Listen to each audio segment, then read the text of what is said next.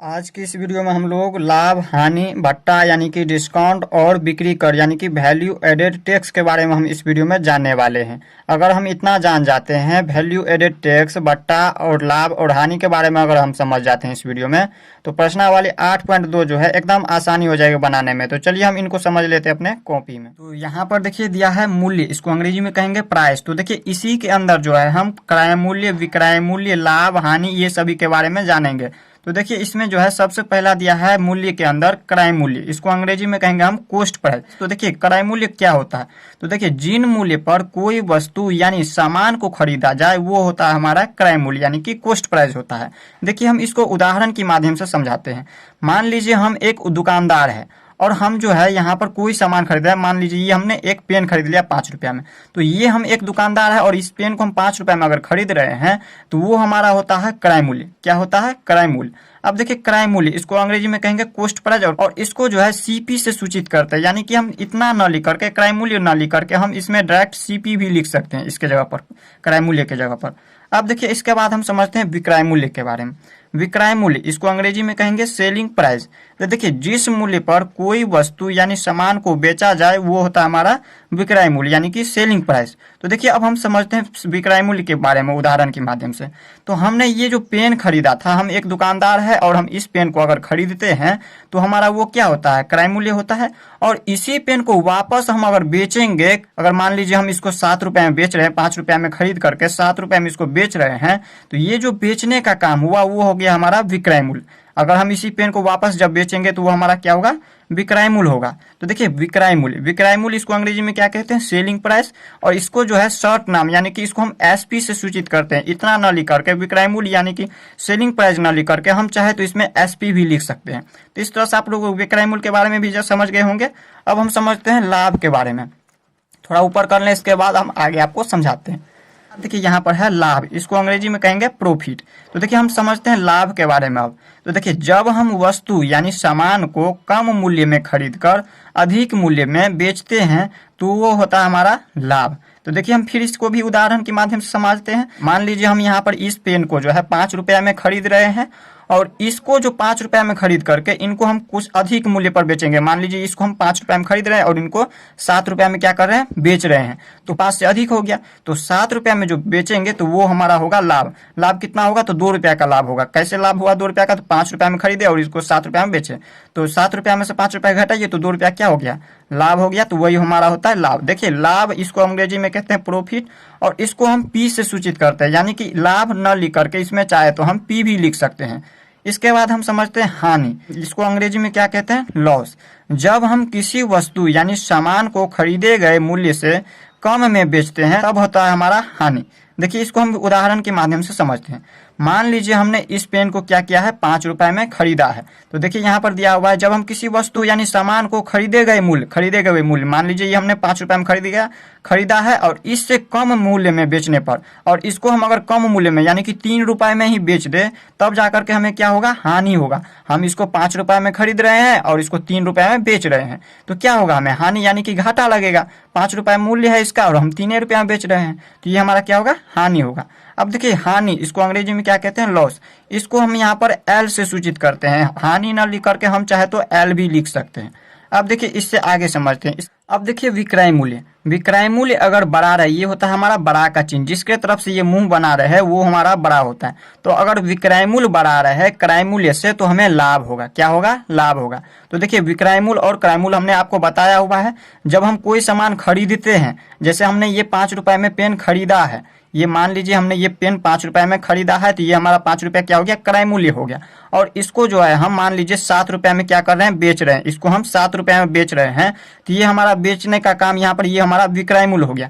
तो 5 रुपया में खरीद रहे हैं और 7 रुपया में बेच रहे हैं। तो देखिए यहाँ पर ये क्रय मूल्य क्या है? छोटा है। क्रय मूल्य क्या है? छोटा है। और ये देखिए जिसके तरफ से मुंह बना रहे वो हमारा विक्रय मूल्य होता है, बड़ा होता है। तो देखिए 7 रुपया क्या है? बड़ा है। जब हम 5 रुपया में खरीदे और 7 रुपया में बेचे तो हमें क्या होगा? लाभ होगा।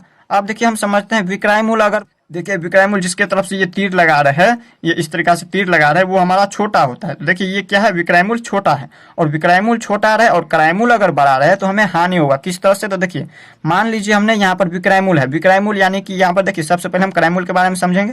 तो क्रय मूल्य मान लीजिए हमने ये 5 रुपए में पेन खरीदा है, ये 5 रुपए में जो पेन खरीद रहे हैं हम, तो यहाँ पर ये हमारा क्या होगा, ये हमारा क्रय मूल्य हो गया। और इस पेन को हम क्या कर रहे हैं, 3 रुपए में बेच रहे हैं, तो ये जो बेच रहे हैं ये हमारा विक्रय मूल्य हो गया। तो हम 5 रुपए में खरीद रहे हैं और 3 रुपए में इनको बेच रहे हैं, तो 2 रुपया के हमें क्या हो रहा है, हानि यानी कि घाटा हो रहा है। तो ये होता है हमारा हानि। जब यहाँ पर याद रखिएगा हमने आपको क्या बताया है, विक्रय मूल्य अगर बड़ा रहे और क्रय मूल्य छोटा रहे तो हमेशा लाभ होता है, और विक्रय मूल्य अगर छोटा रहे और क्रय मूल्य बड़ा रहे तो हमें हानि होता है। तो इस तरह से हमने इतना तो आपको समझा दिया। अब हम चलिए समझते हैं फॉर्मूला इनका। अब देख लीजिए, अब हम जो है सभी का सूत्र देख लेते हैं, सूत्र यानी कि फार्मूला। तो देखिए सबसे पहला फार्मूला है लाभ का, लाभ बराबर होता है फार्मूला विक्रय मूल्य माइनस क्रय मूल्य। इस सभी को आप लोग लिख लीजिए, ये फार्मूला आपको आगे काम आएगा प्रश्नावली 8.2 में। तो देखिए लाभ बराबर फार्मूला होता है विक्रय मूल्य माइनस क्रय मूल्य।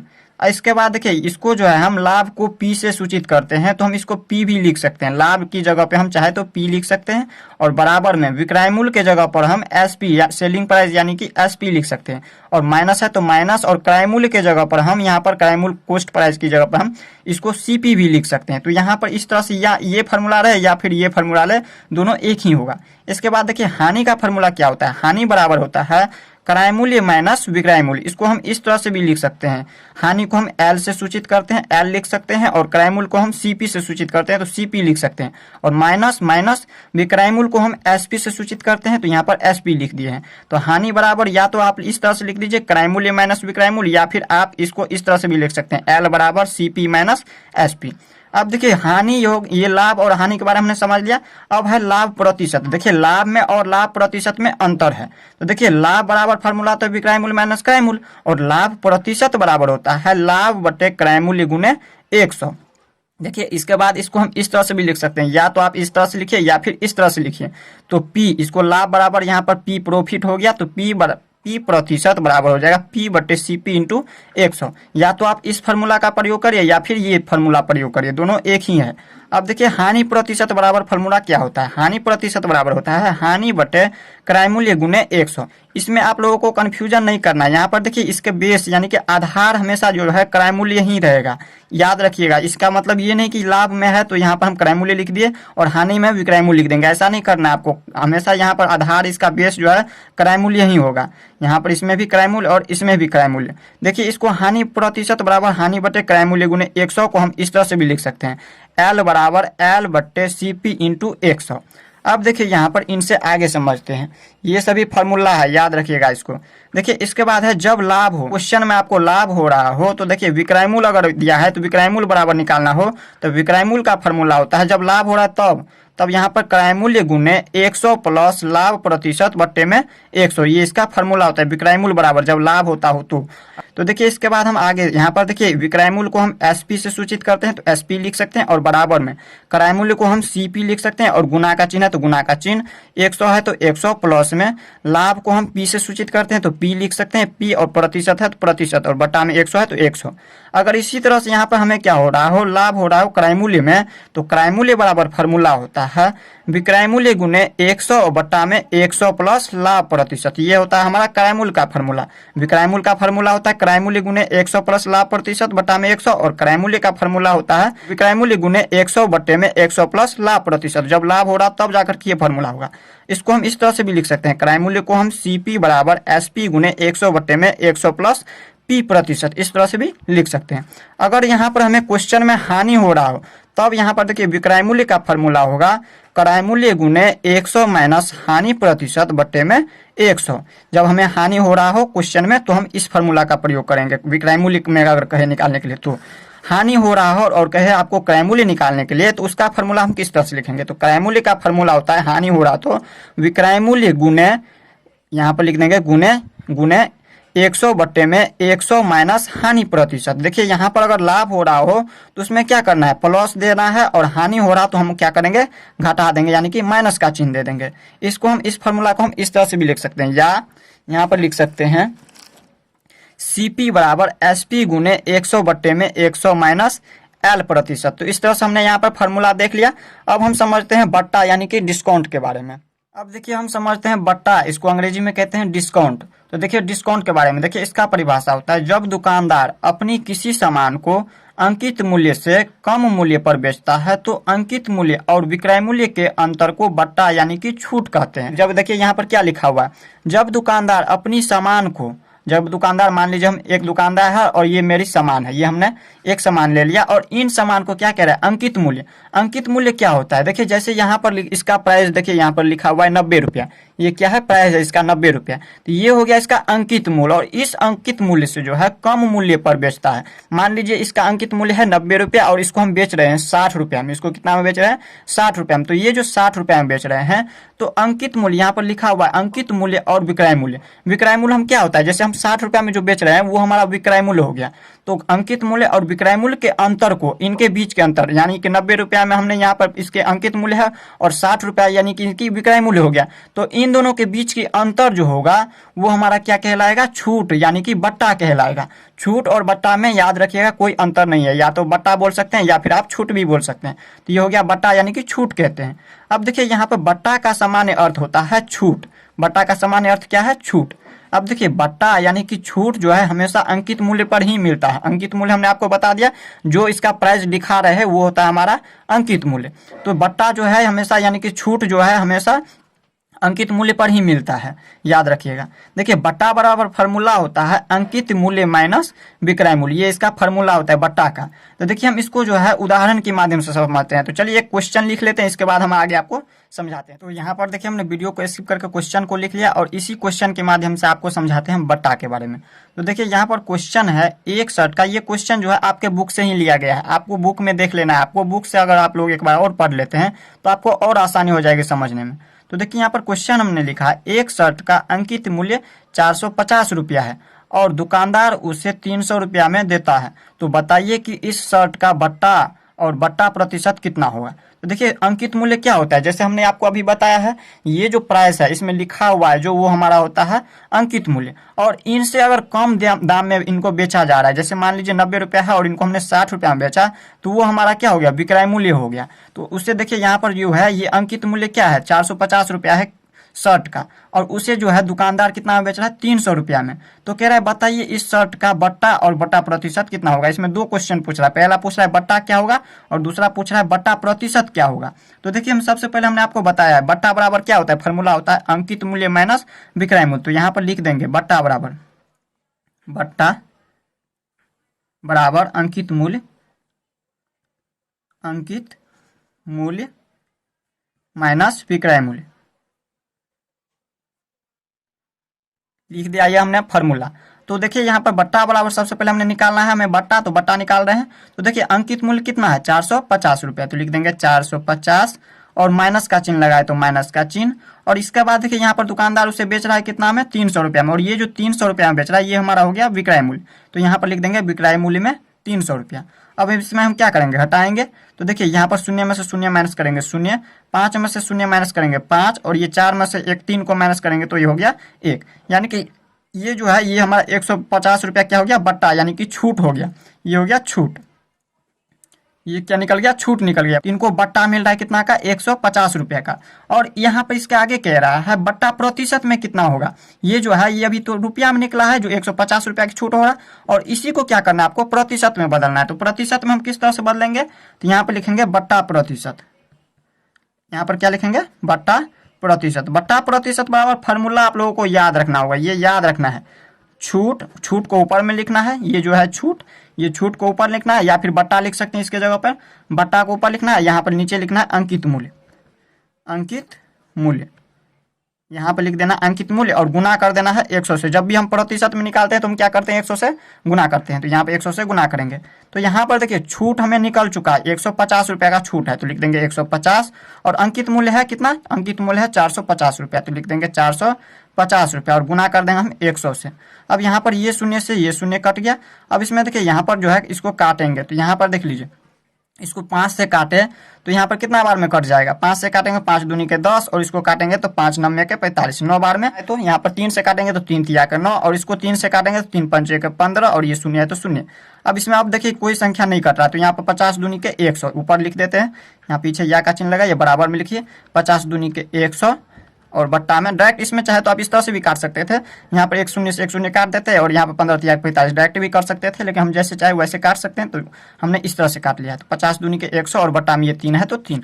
अब इसमें 3 से भाग दीजिए, यहाँ पर 3 से हम 100 में भाग दे देंगे, तो यहाँ पर देखिए 3 तिया के 9, इसमें बच गया 1 और ये शून्य, फिर 3 तिया के 9, इसमें बच गया 1। देखिए पूर्णांक में हम लिखते हैं तो ऊपर से लिखते आते हैं, पहले इसको फिर इसके बाद इसको फिर इसके बाद इसको। तो यहाँ पे इसका पूर्णांक में कितना हो रहा है, यहाँ पर प्रतिशत में इसको लिखना है तो कितना प्रतिशत आ रहा है, 33.1/3% आ रहा है। यहाँ पर ऊपर से लिखेंगे 33.1 में ये 3% में पूछ रहा था, प्रतिशत में हो गया इसका आंसर। तो इस तरह से हम निकालते हैं बटा। अब देखिए दूसरा क्वेश्चन के माध्यम से आपको समझाते हैं, तो चलिए लिख लेते हैं क्वेश्चन को, इसके बाद हम आगे आपको समझाते हैं।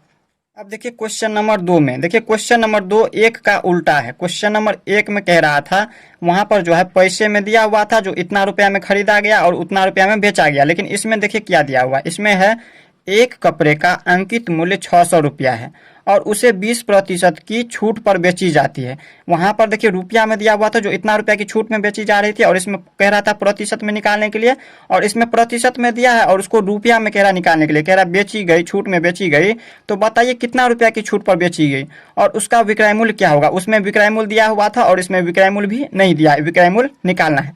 अगर इस तरह से क्वेश्चन रहे तो हम किस तरह से निकालेंगे, तो देखिए सबसे पहले हम इसमें लिख देंगे हल, और हर में देखिए यहाँ पर जो है अंकित मूल्य दिया है, जो जो दिया है हम लिख देते हैं अंकित मूल्य। अंकित मूल्य कितना दिया है 600 रुपया, तो लिख दिए 600 रुपया। और कितना प्रतिशत की छूट मिल रहा है 20% की, तो यहाँ पर लिख देंगे छूट। छूट बराबर कितना है 20%। तो यहाँ पर क्या कह रहा है निकालने के लिए, हमें कह रहा है रुपया में छूट निकालने के लिए, यहाँ पर कह रहा है छूट। छूट बराबर हमें नहीं पता है, ये हमें निकालने के लिए कह रहा है रुपया में, प्रतिशत में तो दिया है लेकिन रुपया में हमें निकालने के लिए कह रहा है। और दूसरा कह रहा है इसका विक्रय मूल्य निकालने के लिए, दूसरा क्या कह रहा है विक्रय मूल्य, विक्रय मूल्य कह रहा है निकालने के लिए, विक्रय मूल्य भी नहीं पता है। तो हम किस तरह से निकालेंगे इसको, तो देखिए सबसे पहले हमें ये पता है, यहाँ पर देखिए ये हमें फार्मूला पता है अंकित, हमें छूट निकालने के लिए हम क्या करते हैं, सॉरी यहाँ पर होगा ये नहीं होगा, अंकित मूल्य, अंकित मूल्य माइनस विक्रय मूल्य, विक्रय मूल्य। छूट निकालने के लिए हम क्या करते हैं, अंकित मूल्य में से हम विक्रय मूल्य को घटाते हैं तो हमारा निकल जाता है छूट निकल जाता है। तो देखिए अंकित मूल्य हमें यहाँ पर दिया हुआ है और विक्रय मूल्य हमें निकालना है, और छूट भी क्या करना निकालना है, तो छूट हमें 20% दिया है, तो हम इसको किस तरह से निकालेंगे, तो सबसे पहले हम क्या करेंगे, इसको जो है नीचे ले आते हैं, छूट को नीचे ले आते हैं और इसको ऊपर लेके चले जाते हैं। तो यहाँ पे लिखेंगे अंकित मूल्य, अंकित मूल्य, और ये देखिए ये भी प्लस में, पीछे कुछ भी चिन्ह है तो इसका मतलब प्लस का चिन्ह है, तो नीचे आएगा तो ये माइनस में आ जाएगा छूट। और ये देखिए अभी माइनस में है विक्रय मूल्य, तो ऊपर जाएगा तो ये प्लस में हो जाएगा विक्रय मूल्य, विक्रय मूल्य। अब देखिए हम क्या करेंगे, सबसे पहले हमें छूट निकालना है, तो छूट हम किस तरह से निकालेंगे, तो देखिए छूट निकालने का सबसे आसान तरीका, देखिए यहाँ पर क्या करना है, अंकित मूल्य है, अंकित मूल्य कितना है 600, तो यहाँ पर 600 का यहाँ पर 20% निकालना है। तो 20% किस तरह से निकालेंगे, तो 20% ये जो दिया है, तो 20% का मतलब यहाँ पर हो गया 600 और का मतलब गुना, तो 20% का मतलब हो गया 20/100, 20 बटे में प्रतिशत में पहले से दिया रहता है तो हम क्या करते हैं 100 से भाग करते हैं। तो यहाँ पर देखिए ये शून्य से ये शून्य कट गया और ये शून्य से ये शून्य कट गया, तो इसमें कितना हो गया 20 छक्के 120 हो गया, ये हमारा छूट निकल गया रुपया में। यानी कि यहाँ पर जो है 600 में अगर 20% इसको छूट करता है, इसका मतलब इसको जो है 120 रुपया क्या कर रहा है छूट कर रहा है। तो हम यहाँ पर आराम से निकाल सकते हैं, छूट हमें पता चल चुका है। तो अंकित मूल्य कितना है 600 रुपया, तो लिख देंगे 600 और माइनस कर देंगे कितना 120 रुपया, इनको छूट हो रहा है, 20% का मतलब 120 रुपया छूट हो रहा है इसमें 600 में से। और विक्रय मूल्य हमें क्या करना है निकालना है, तो विक्रय मूल्य देखिए कितना निकलेगा, 600 में से हम 120 को माइनस करेंगे तो यहाँ पे आ जाएगा 480 रुपया, ये 480 रुपया क्या हो गया इसका विक्रय मूल्य हो गया, विक्रय मूल्य। विक्रय मूल्य बराबर कितना निकल गया 480 रुपया हो गया। यही हमें निकालना था ना, इसमें पहला छूट निकालना था तो छूट भी निकल चुका है, छूट निकला है 120 रुपया, और दूसरा कह रहा था विक्रय मूल्य निकालने के लिए, तो विक्रय मूल्य क्या होगा, तो विक्रय मूल्य इसका निकल गया 480 रुपया। तो इस तरह से हमने बट्टा यानी कि डिस्काउंट के बारे में इस वीडियो में समझ लिया। अब हम समझते हैं इनसे आगे जो है हम बिक्री कर यानी कि वैल्यू एडेड टैक्स के बारे में जानेंगे। तो चलिए हम समझ लेते हैं इनसे आगे। अब देखिए यहाँ पर है बिक्री कर, इसको हम वैट भी बोलते हैं, और वैट का फुल फॉर्म होता है वैल्यू एडेड टैक्स। अब देखिए इसके बारे में हम समझते हैं, टैक्स के बारे में। देखिए जो हम सरकार को टैक्स चुकाते हैं उसी के बारे में दिया हुआ है बिक्री कर के बाद। तो देखिए बिक्री कर, यहाँ पर है बिक्री कर किसी वस्तु की खरीद पर दुकानदार द्वारा लिया जाता है और सरकार को दिया जाता है। यह हमेशा विक्रय मूल्य पर लगता है। देखिए इसको समझते हैं, इसको हम यहाँ पर क्वेश्चन के माध्यम से समझेंगे। इससे पहले हम उदाहरण के माध्यम से भी आपको समझा देते हैं। तो देखिए बिक्री कर जो है सरकार द्वारा लिया जाता है, और सरकार किस तरह से लेते हैं। तो जैसे यहाँ पर देखिए, यहाँ पर है ये हमारा एक मोबाइल का बिल दिया हुआ है। तो इसमें जो है यहाँ पर देखिए, जैसे यहाँ पर इसका देखिए मोबाइल का बिल जो है, तो इसमें देखिए ये मोबाइल का कीमत है, ये मोबाइल का प्राइस है 23,727 रुपया। लेकिन हमें जो है दिए हुए हैं इसी फोन को लिए हैं 28,000 में, 27,999 में। तो ये हमें 27,999 रुपया किस तरह से मिला है, तो ये हमें टैक्स लेकर के दिया है। सर देखिए ये तो हमारा फोन का कीमत है 23,727 रुपया, लेकिन इसमें देखिए यहाँ पर टैक्स भी लिया गया है। टैक्स कितना लिया गया है, तो यहाँ पर 4,271 रुपया जो है हमें टैक्स दिया गया है। सरकार को हमने टैक्स चुकाया। इस तरह से जब इन दोनों को जोड़ करके हमें लिया गया है 27,999 रुपया। तो ये जो टैक्स लेता है यही हमारा टैक्स। देखिए इसमें आप जिस तरह से अभी क्या है, ये अभी जो है 18% जीएसटी की तरफ से लिया जा रहा है। इसी तरह से इसमें भी है, यहाँ पर बिक्री कर वैल्यू एडेड टैक्स के रूप में है। तो यहाँ पर देखिए इसको हम जो है क्वेश्चन के माध्यम से समझते हैं। यहाँ पर क्वेश्चन के माध्यम से हम इसको समझते हैं। तो देखिए यहाँ पर हम क्या करेंगे, देखिए सबसे पहले क्वेश्चन यहाँ पर लिखा हुआ है। क्वेश्चन लिखा है एक साइकिल का मूल्य है यहाँ पर 2200 रुपया। साइकिल का मूल्य कितना है, 2200 रुपया, तथा साइकिल के पंप का मूल्य है यहाँ पर 300 रुपया।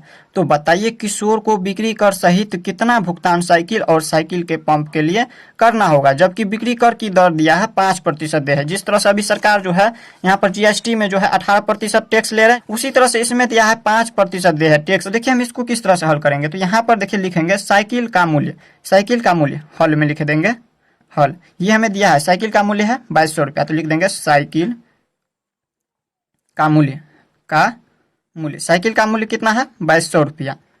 और इसके बाद देखिए यहाँ पर दिया है तथा साइकिल के पंप का मूल्य है 300 रुपया। साइकिल का पंप का मूल्य साइकिल के पंप का मूल्य कितना दिया है 300 रुपया, तो लिख देंगे 300 रुपया। तो यहाँ पर देखिए पूरा मूल्य कितना हो जाएगा, यानी कि कुल मूल्य कितना हो जाएगा, दोनों का मूल्य कर देंगे। यहाँ पे लिख देंगे दोनों का मूल्य कितना हो जाएगा, जोड़ देंगे 2200 रुपया और प्लस कर देंगे 300 रुपया। ये बुक में दिया हुआ है, ये आपके बुक में ये उदाहरण दिया हुआ है, आपको बुक से समझ लेना। अगर आप लोगों को अभी नहीं समझ आ रहा होगा तो आपको अच्छा से समझ आ जाएगा। तो यहाँ पर देखिए इन दोनों को क्या करेंगे, हम जोड़ देंगे। यहाँ पर हो जाएगा 2500, यहाँ पर हो जाएगा 2500 रुपया। ये जो 2500 रुपया हो गया ये हमारा दोनों का मूल्य हो गया, जिसमें यहाँ पर देखिए इन दोनों पर यहाँ पर टैक्स लग रहा है हमें 5% का। यहाँ पर देखिए 5% हमें दे है, तो यहाँ पर देखिए इसमें भी 5% और इसमें भी, तो हम दोनों को क्या कर दिए, पहले जोड़ दिए। अब ये हमारा हो गया 2500 रुपया। और इसके बाद हमें क्या करना है, ये जो साइकिल और पंप लिए हैं इन दोनों पर 5% दे है, यानी कि यहाँ पर टैक्स दिया जा रहा है 5%। तो ये हमें मिलेगा कितना में, ये साइकिल, तो ये तो हमारा इनका कीमत हो गया इन दोनों का। और इससे आगे क्या करना है, 5% इसमें टैक्स जोड़ देना है। तो यहाँ पर क्या करेंगे हम, 5% टैक्स किस तरह से लिखेंगे, तो यहाँ पर लिखेंगे बिक्री कर टैक्स, बिक्री कर, ये हमारा दिया हुआ है 5% का। तो हम इसमें क्या करेंगे और जोड़ देंगे 5% एक्स्ट्रा हमें लगेगा प्राइस। तो यहाँ पर लिखेंगे कुल बिक्री कर, कुल बिक्री कर कितना हो जाएगा, तो यहाँ पर देखिए किसका लेना है हमें 5%, तो यहाँ पर 2500 का जो है हमें 5% एक्स्ट्रा देना होगा। तो यहाँ पर लिखेंगे 5, और प्रतिशत में जब दिया रहता है तो हम क्या करते हैं 100 से भाग करते हैं, तो 100 से भाग देंगे। ये शून्य से ये शून्य कट गया। अब 25 को 5 से गुना कीजिए तो कितना हो जाएगा, 125 हो जाएगा। तो ये जो 125 रुपया हो गया ये हमारा 5% टैक्स निकला है, यानी कि हमें जो है 2500 रुपया में जो है 125 रुपया और देना होगा, तब जाकर के हमारा पूरा जो है ये कंप्लीट होगा, यानी कि ये साइकिल और पंप दोनों मिलेगा। क्योंकि हमें 5% क्या करना है, ये जो 5% है ये हमें साइकिल वाले को देना तो है, लेकिन वो साइकिल वाला अपना पास खुद नहीं रखेगा, वो जो है सरकार को चुकाएगा ये 5%। तो यहाँ पर कितना हो जाएगा, यहाँ पर लिखेंगे, ऊपर कर लेते हैं कुल भुगतान, यहाँ पर लिख देंगे कुल भुगतान कितना हो जाएगा 2500 प्लस 2500 और प्लस में हो जाएगा 125 रुपया। ये दोनों हो जाएगा, आप जोड़ेंगे तो कितना हो जाएगा 2625 रुपया। 2625 रुपया ये हमारा पंप और क्या हो गया, कहाँ पे है, यहाँ पर साइकिल और पंप का मूल्य हो जाएगा कितना 2625 रुपया हमें टोटल देना होगा। तो इस तरह से हमने बिक्री कर के बारे में भी समझ लिया। अब नेक्स्ट वीडियो में जो हम लोग प्रश्नावली 8.2 को देखेंगे। तो मिलते हैं नेक्स्ट वीडियो में, तब तक के लिए गुड बाय।